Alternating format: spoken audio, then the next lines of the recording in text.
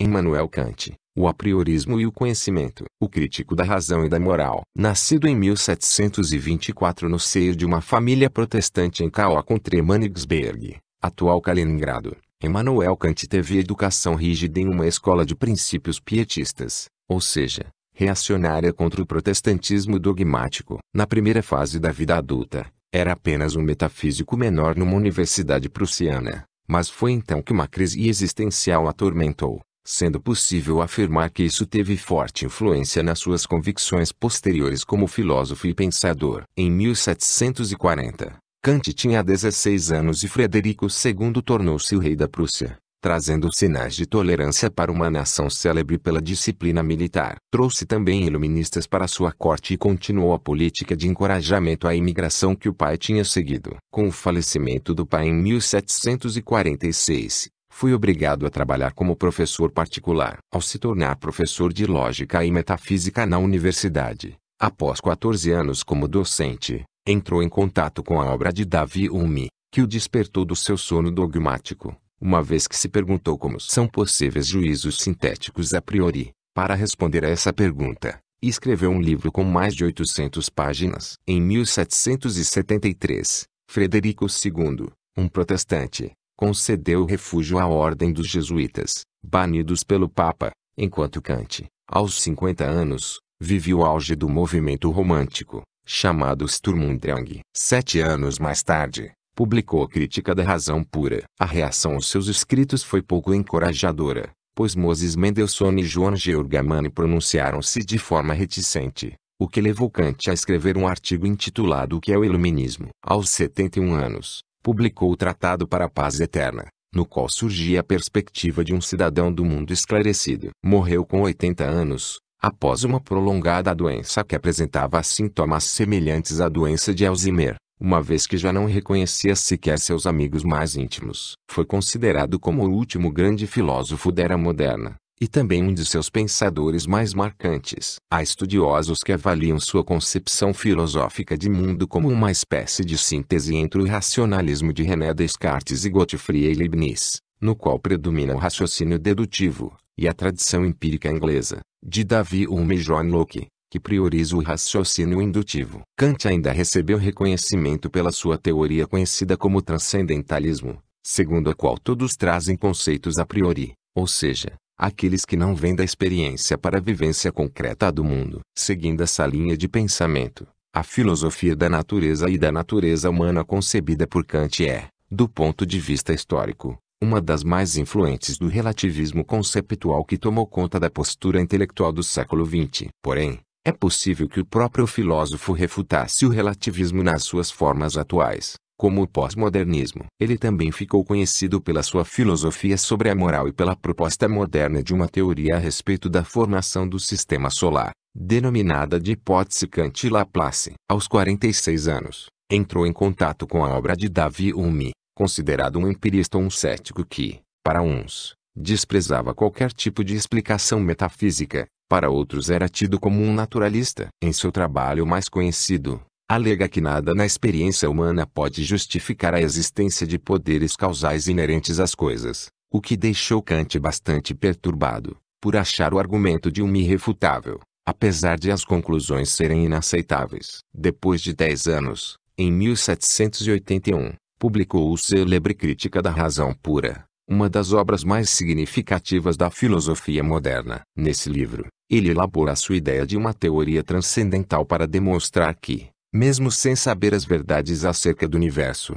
somos obrigados a refletir sobre ele, já que podemos ter a certeza de um grande número de coisas sobre o mundo enquanto sua aparência, regido por leis da física e da matemática. Por exemplo, nos 20 anos que se seguiram, Kant produziu de forma incessante, completando sua contribuição à filosofia moderna com a Crítica da Razão Prática, que tratava da moralidade de maneira semelhante ao modo como a crítica inicial abordava o conhecimento. Em Crítica do Julgamento, ele destaca os diversos usos dos poderes mentais, que não requerem conhecimento factual nem nos fazem, necessariamente, partir para a ação. Da maneira como Kant os concebeu, os juízos de valor relacionados à estética e à teleologia estabelecem uma conexão entre os nossos julgamentos morais e empíricos, unindo todo o sistema. A fundamentação da metafísica dos costumes é considerada por muitos filósofos a mais importante obra já escrita sobre a moral. Nela, Kant definiu as funções da ação fundamentada pela moral,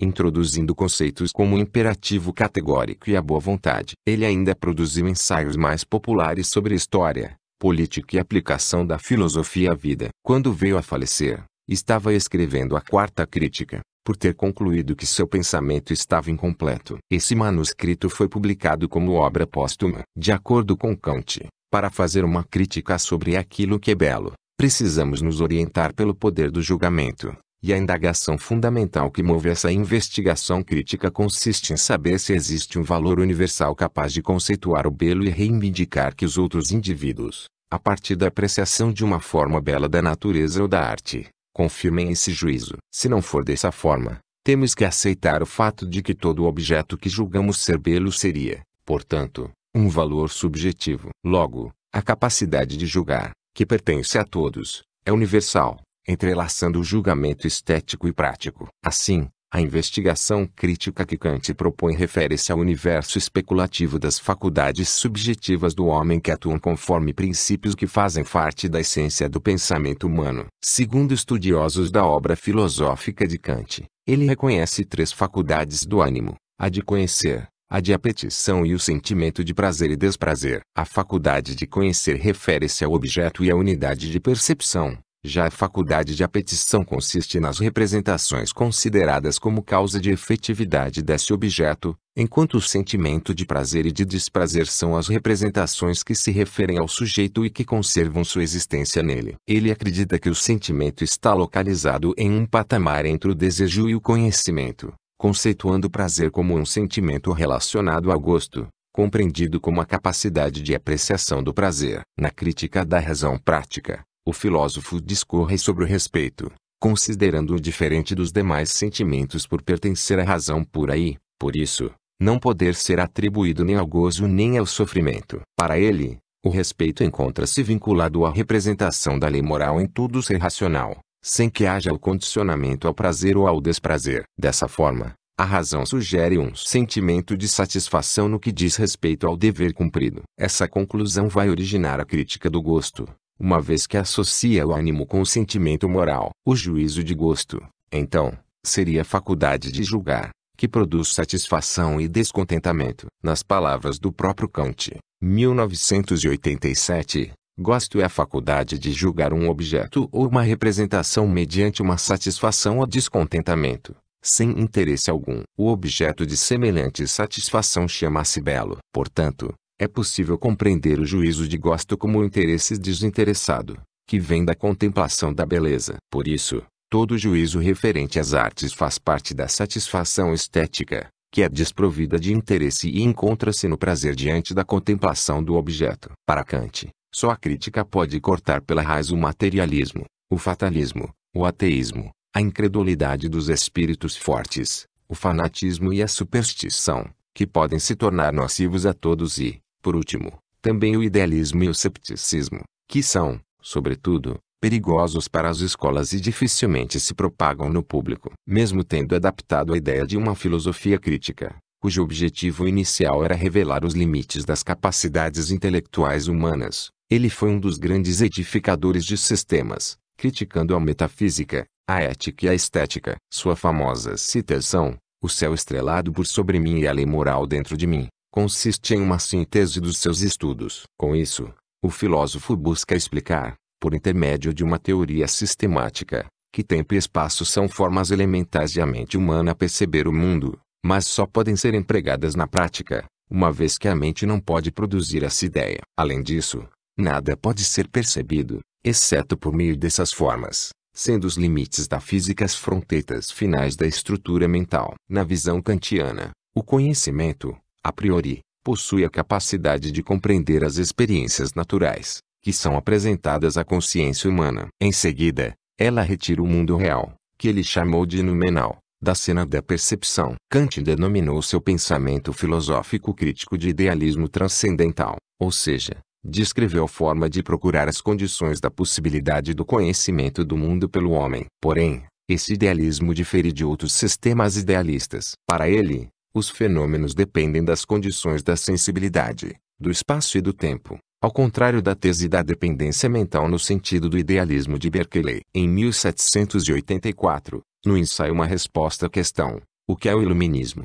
Kant buscava atingir os grupos que tinham levado o racionalismo além dos limites, incluindo os metafísicos, que pretendiam compreender tudo sobre Deus e a imortalidade, os cientistas, que presumiam por meio de seus experimentos a descrição mais exata da natureza, e também os céticos, que alegavam que a crença em Deus, na liberdade e na imortalidade não tinha fundamentos racionais. Apesar de tantas divergências, Kant mantinha-se otimista por atribuir à Revolução Francesa uma forma de instaurar o domínio simultâneo da razão e da liberdade. As investigações filosóficas de Kant ocuparam-se de 4 questões principais: a mecânica do saber, a ética, a religião e a natureza do sentimento estético, bem como a direção da evolução biológica. A respeito de cada uma delas expressou ideias que marcaram de forma decisiva a história do pensamento humano. No que se refere à natureza do saber, a importância de Kant reside menos no resultado dos seus estudos do que no fato de haver proposto o assunto. Em outras palavras, ele foi o primeiro a pensar em estudar a natureza da compreensão humana antes de levar em conta seus resultados, concebendo a ideia de razão independente da experiência, e, com isso, provocou uma espécie de revolução comparada às transformações que mudaram os conceitos científicos e filosóficos do século XIX.